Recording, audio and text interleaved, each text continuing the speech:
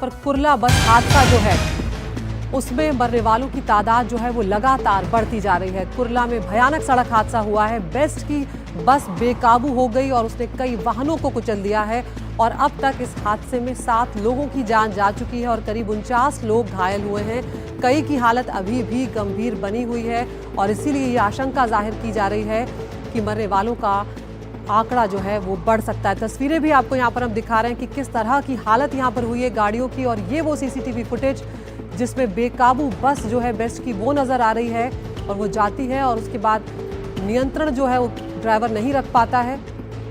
ये वो तस्वीरें, कई लोगों को इसने कुचला है, 49 लोग घायल हैं और अब तक 7 लोगों की जान जा चुकी है। सुजाता हमारी सहयोगी हमारे साथ जुड़ गई हैं। सुजाता, इस वक्त क्या अपडेट मिल रहा है और क्या अब तस्वीर साफ हो पाई है कि आखिर वजह क्या रही है?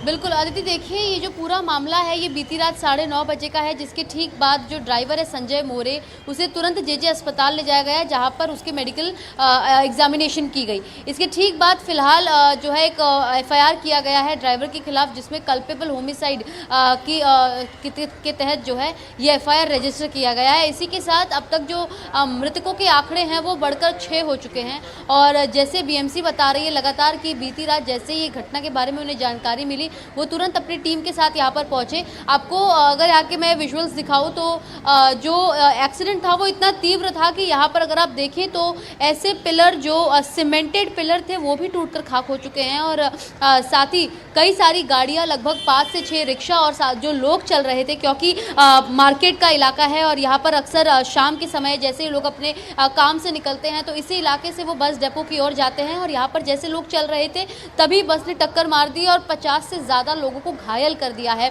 कई ऐसे लोग जो बस के नीचे आकर मरे, लगभग 30 से 50 लोग जो है वो बस के अंदर बैठे हुए थे। जैसे ही बस यहाँ पर आकर लड़ी है उसके ठीक बाद जो लोग बस में बैठे थे वो भी जख्मी हो गए। तो यहाँ पर अगर आप देखें तो फिलहाल जो पुलिस राइट कंट्रोल स्क्वाड है वो यहाँ पर पहुँची हुई है। कुछ ही समय पहले लगभग सुबह के समय यहाँ पर जो फॉरेंसिक टीम है वो पहुँची हुई थी और फिलहाल एफआईआर दर्ज किया जा चुका है। मामले की जो जांच है वो पुलिस द्वारा की जा रही है। लेकिन सबसे बड़ा सवाल ये होता है कि बेस्ट द्वारा जो वेट लीज पर बस चलाई जाती हैं, आखिर उनके कॉन्ट्रैक्टर्स कौन है, उनके बारे में आखिर जानकारी बेस्ट को होती है या फिर नहीं? क्योंकि सूत्र जो जानकारी दे रहे हैं उसमें ये पता लग रहा है कि जो ड्राइवर था संजय मोरे, उसे लगभग कुछ ही दिन हुए थे जब वो बस चलाने के लिए उसने शुरू किया था और उसे ज़्यादा एक्सपीरियंस नहीं था बस चलाने का।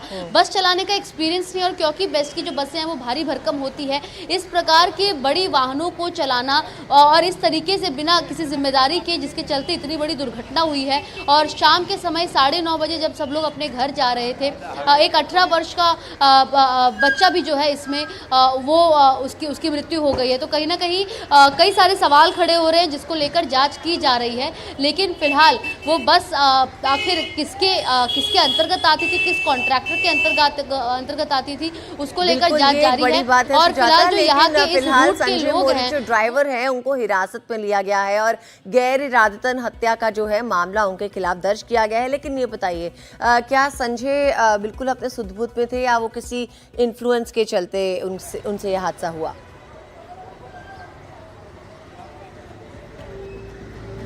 देखिए इस समय हम ये कंफर्म नहीं कर सकते हैं कि वो नशे की हालत में धुत था, क्योंकि यहाँ पर जो लोग मौजूद हैं उनका कहना है कि स्पीड, क्योंकि उसकी जो तमाम टेक्निकल डिफ़ॉल्ट्स थे जिसके चलते इस प्रकार की घटना हुई है। जैसे ही दुर्घटना हुई उसके ठीक बाद संजय मोरो को हिरासत में लेकर वहाँ से उसे जेजे अस्पताल ले जाकर उसके एग्जामिनेशन के लिए सैंपल्स ले लिए गए थे। रिपोर्ट आज सौंपी जाएगी। फॉरेंसिक की टीम यहाँ पर आकर स्पॉट पर मौजूद थी, जिसके ठीक बाद ये कन्फर्म हुआ कि क्या वो नशे की हालत में धुत था या फिर नहीं। लेकिन फिलहाल जो लोग बता रहे हैं वो ये कि जैसे ही जो दुर्घटना हुई उसके ठीक बाद संजय मोरे को उतारा गया। हालांकि वो नशे की हालत में है या नहीं ये अनुमान लोगों ने नहीं लगाया, लेकिन तुरंत पुलिस आकर उसे हिरासत में तब तक ले चुकी थी। और फिलहाल कुछ ही समय में जो रिपोर्ट आएगा उसमें ये बात साफ हो पाएगी कि क्या वो नशे की हालत में था या फिर ये एक कहा जा सकता टेक्निकल डिफॉल्ट था जिसके चलते इस प्रकार की दुर्घटना हुई है। अगर आप देखें तो जहाँ पर ये पूरा एक्सीडेंट हुआ है उसके ठीक सामने एक स्कूल है जहाँ पर छोटे बच्चे